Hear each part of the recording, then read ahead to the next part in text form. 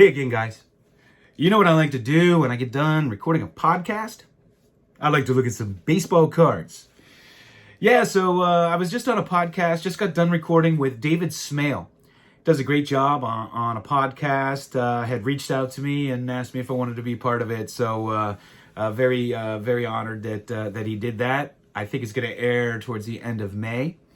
And my Card Life episode is airing right now. And man, I'm so excited to be part of that. Anybody that has passion for cards, and for the card collecting, and not the cost of the cards, would just be honored to be part of that. And I am. I'm just so honored to be included in it. I can't even tell you how exciting it is for me.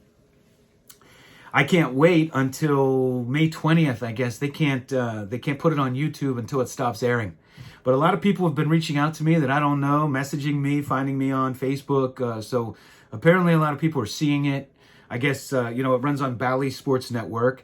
And it seems to be playing a lot after the games or around those times, after the baseball games. So that's that. And I've gotten a number of new subscribers recently. And I just want to thank you for subscribing. Welcome. This YouTube community and along with my cards is one of the things that brings me the most happiness in my life. So with that said, let's look at some cards. First, I'm really excited to get this. It's a Roberto Clemente. It's a 1969 Deco Edge. And you might be asking yourself, why is he so excited to get a 1969 Deco Edge? Everybody has one of those. Well, this is the O-Pee-Chee version, and I've been looking for a nice one for a long time. The O-Pee-Chees have a blank back, and they're much more difficult to find than the Topps versions. So I'm super glad to add that to my collection. And I got this Gill Cone, and how cool is that card? 1952 Bowman, and I love this. It shows them with the wristband there. Man, they're not as popular as they used to be, but when I was growing up, you had to have your wristband when you played ball. But a cool looking card. And I got a Hunter Green. And I have an extra special card now. This is an amazing card. An amazing old athlete. If you are a boxing fan, you may know him.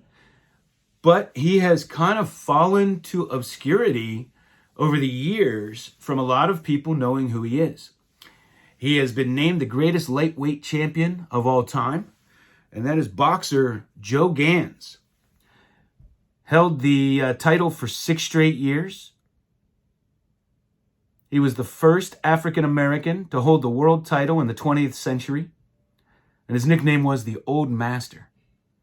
And one of the greatest boxers who ever lived. This is just a beautiful card. It looks like he's doing martial arts.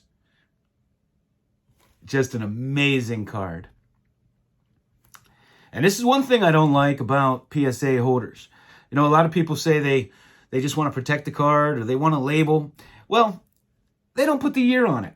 They just give you the designation, the letter designation. I believe these are from 1910, if I'm not mistaken.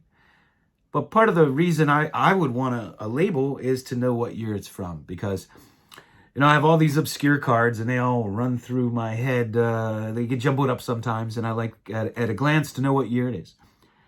And oftentimes when I was growing up, cards were mislabeled too. They were said to be from one year and further research shows they were from a different year. So PSA, if you're watching, you got to put the year on there, man. Come on. It's like the most basic thing, especially for vintage. But just a beautiful card. I'm so glad to add him to my collection. I do like me some vintage boxing cards. And so that's what I have for you right now. Thanks for watching.